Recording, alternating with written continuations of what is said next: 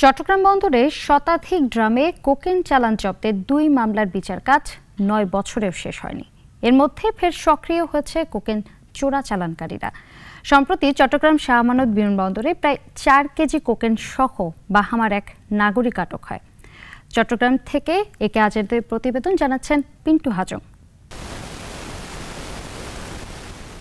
২০১৫ সালের ৭ জুন চট্টগ্রাম বন্দরে সন্দেহজনক ১৬০টি ড্রাম জব্দ করে শুল্ক গোয়েন্দা ও তদন্ত অধিদপ্তর। সেগুলো থেকে নমুনা সংগ্রহের পর তরল কোকেনের অস্তিত্ব ধরা পড়ে। এ ঘটনায় ৯ বছরেও শেষ হয়নি ২ মামলার বিচার কাজ।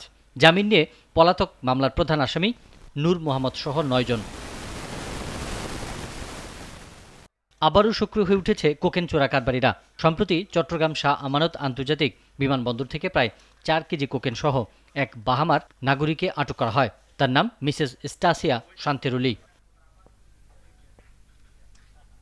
এর আগে চলতি বছর ২৪ জানুয়ারি ঢাকা শাহজালাল আন্তর্জাতিক বিমানবন্দর থেকে ৮ কেজি ৩০০ গ্রাম কোকেন ও ৬ বিদেশি সহ ৮ জনকে গ্রেপ্তার করা হয়। এটি বাংলাদেশের মধ্যে বৃহৎ কোকেনের চালান।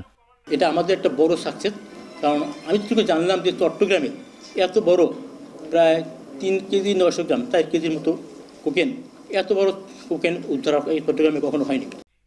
এদিকে চট্টগ্রামে আটক রুলিকে জিজ্ঞাসাবাদ করে ২ জন নাইজেরিয়ানকে ইতিমধ্যে ঢাকা থেকে গ্রেপ্তার করা হয়েছে, জানিয়েছে মাদকদ্রব্য নিয়ন্ত্রণ অধিদপ্তর।